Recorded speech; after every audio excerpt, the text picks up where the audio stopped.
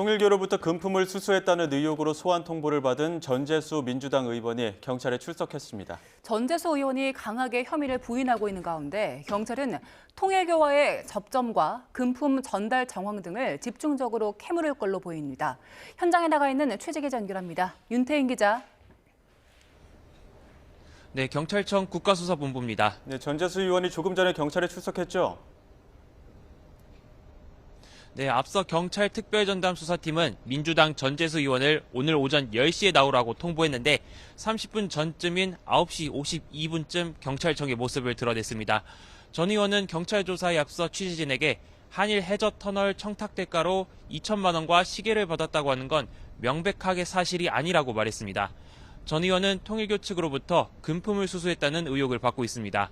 전 의원은 의혹이 불거지고 이틀 뒤인 지난 11일 해양수산부 장관직에서 물러났습니다. 경찰은 전재수 의원을 피의자로 입건하고 자택과 의원회관 사무실을 압수수색하는 등 혐의를 입증하기 위해 수사를 이어오고 있는데 오늘 조사에서도 금품을 받았는지 등을 집중적으로 캐물을 것으로 보입니다. 네, 전재수 의원의 주요 혐의도 한번 짚어주시죠. 네, 지난 15일 경찰 전담수사팀은 전재수 의원에 대해 압수수색을 진행했습니다. 영장에는 전 의원이 통일교 측으로부터 현금 2천만 원과 불가리 시계 한 점을 받았다는 뇌물수수와 정치자금법 위반 혐의가 적시된 것으로 확인됐습니다. 통일교가 과거 문선명 총재 시절부터 한반도와 일본 열도를 잇는 한일 해저터널 건설에 공을 들여왔는데 친문재인계 인사이자 부산에 지역구를 둔 전 의원에게 관련 현안 해결을 청탁하기 위한 목적이었다고 윤 전 본부장이 진술한 것으로 전해졌습니다.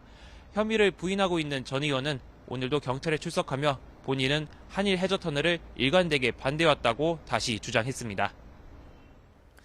네, 앞으로 경찰 수사는 어떻게 진행될까요? 네, 윤영호 전 통일교 세계본부장이 전 의원에게 금품을 전달했다고 주장한 것으로 알려진 시점은 지난 2018년 무렵입니다. 경찰이 검토한 결과 뇌물죄를 적용할 수 있다면 공소시효가 최대 15년으로 수사기간에 여유가 있지만 정치자금법의 경우엔 공소시효가 7년이라 전 의원이 금품을 받은 시점이 지난 2018년이라면 이미 공소시효가 만료됐을 가능성도 있습니다. 따라서 해저터널이라는 현안을 통일교 측이 청탁했다는 주장을 고리로 뇌물죄 적용이 가능할지가 관건인 상황입니다.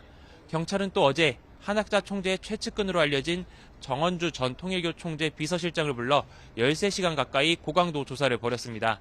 경찰은 정 씨를 상대로 지난 2018년부터 2020년까지 통일교 측이 전현직 국회의원에게 현금과 고가 시계를 제공했다는 의혹 등에 대해 집중 조사한 것으로 알려졌습니다.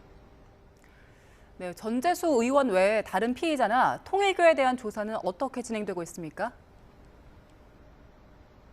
네, 통일교 금품 수수 의혹과 관련해 경찰은 임종성 전 더불어민주당 의원과 김규환 전 미래통합당 의원도 피의자로 입건했습니다. 아직 이들에 대한 소환 일정은 알려지지 않았지만 조만간 경찰 소환이 이뤄질 것이란 전망이 나옵니다. 임 전 의원은 어제 기자들과 만나 윤영호 전 통일교 세계본부장과 모르는 사이라며 통일교로부터 금품을 받았다는 의혹에 대해 선을 긋기도 했습니다.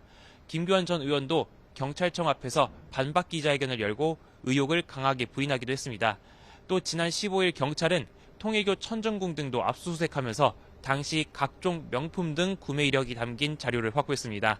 자료에는 구매처와 금액은 기재돼 있었지만 구체적으로 어떤 물건인지 적혀 있진 않은 것으로 파악됐습니다. 경찰은 당시 물건들의 시세를 알아보고 통일교가 무엇을 산 건지 대조하는 작업을 하고 있습니다. 지금까지 경찰청 국가수사본부에서 YTN 유태인입니다.